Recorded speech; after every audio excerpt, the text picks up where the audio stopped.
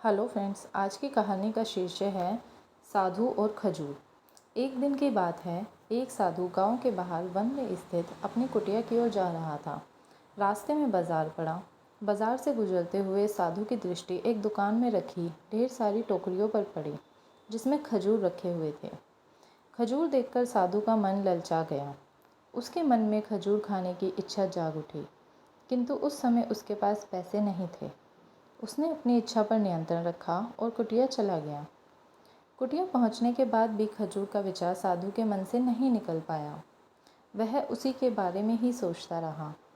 रात में वह ठीक से सो भी नहीं पाया। अगली सुबह जब वह जागा तो खजूर खाने की इच्छा उसके अंदर बहुत ज़्यादा थी और पैसे की व्यवस्था करने के लिए वह निकल पड़ा। सूखी लकड़ियां बेचकर खजूर खरीदने लायक पैसे की व्यवस्था अवश्य हो जाएगी। यह सोचकर वह जंगल में गया और सूखी लकड़ियां बीनने लगा।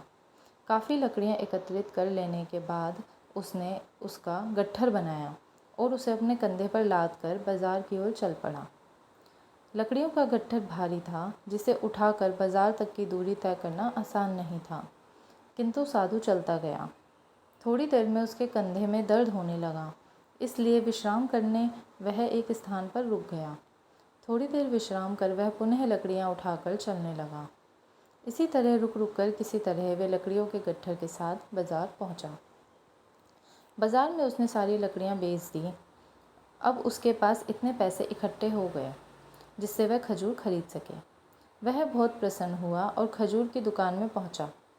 सारे पैसों से खजूर खरीद लिए और वापस अपनी कुटिया की ओर चल पड़ा। कुटिया की ओर आते आते उसके मन में एक विचार आया कि आज मुझे खजूर खाने की इच्छा हुई, हो सकता है कल किसी और वस्तु की इच्छा हो जाए। कभी नए वस्त्रों की इच्छा हो जाए, तो कभी अच्छे घर की, कभी स्त्री और बच्चों की, तो कभी धन की। मैं तो साधु व्यक्ति हूँ, इस तरह से तो मैं इच्छाओं का दास बन जाऊँगा। यह विचार आते ही साधु ने खजूर खाने का विचार त्याग दिया। उस समय उसके पास से एक गरीब व्यक्ति गुजर रहा था। साधु ने उसे बुलाया और सारे खजूर उसे दे दिए। इस तरह उसने स्वयं को इच्छाओं का दास बनाने से बचा लिया। इससे हमें क्या सीख मिलती है दोस्तों? यदि हम अपनी हर इच्छाओं के आगे हार जाएंगे तो सदा के लिए अपनी इच्छाओं के दास बन जाएंगे। मन चंचल होता है, उसमें रह रहकर इच्छाएं उत्पन्न होती रहती हैं, तो उचित भी हो सकती हैं और अनुचित भी। ऐसे में इच्छाओं पर नियंत्रण रखना आवश्यक है। सोच समझकर इच्छाओं के आंकलन के उपरांत ही उनकी पूर्ति के लिए कदम बढ़ाने चाहिए, तभी जीवन में सफलता प्राप्त होगी। हमें इच्छाओं का दास नहीं बनाना है, बल्कि इच्छाओं को अपना दास बनाना है।